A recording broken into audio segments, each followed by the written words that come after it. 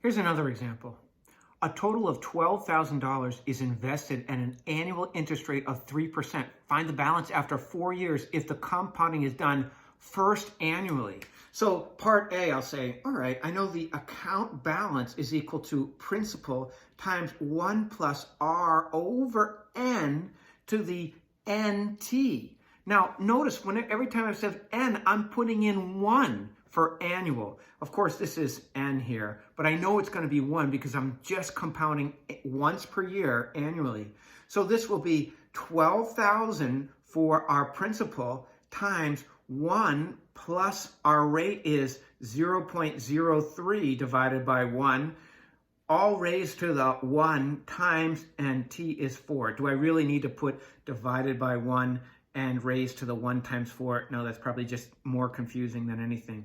So if I do this in my calculator, the account balance after 4 years is $13,506.11. That's a pretty good haul. So if I'm going to do this quarterly, notice annually was N equals 1. Quarterly, the number of times we compound per year, N will now be 4. So I know the amount in the account will be principal times 1 plus R over N to the NT. Now look at this math warrior technique.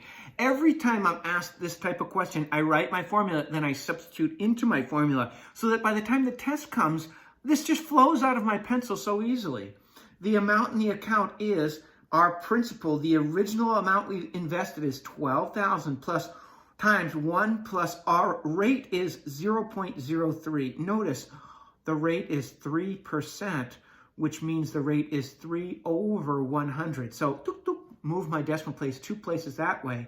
Divided by 4, which is N, raised to the 4 times our number of years is 4.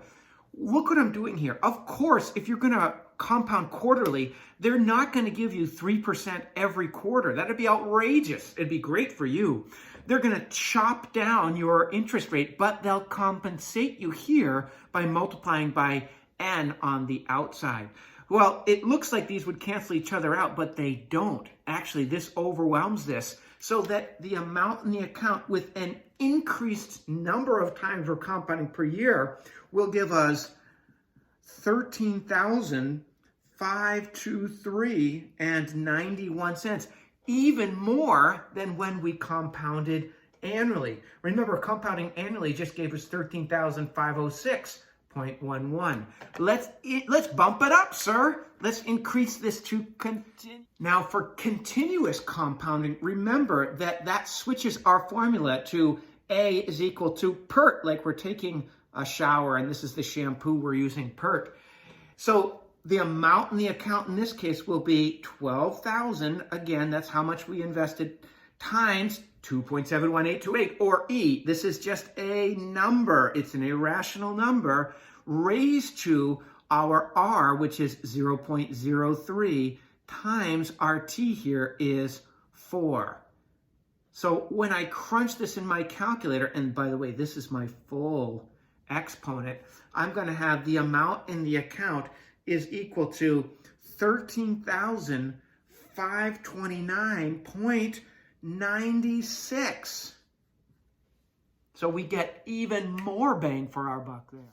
So in summary, look what happens when we use the same number compounding once per year versus 4 times per year versus continuously. The same set of parameters gave us a lot more money here. Now, you might say 529.96 versus 506.11. Both of those are the numbers to the right of 13,000. And you say, oh, that's not so much. But that's what the principal of 12,000. Again, what if we made our principal 12 billion? Then our interest will be enough to buy us a cruise line.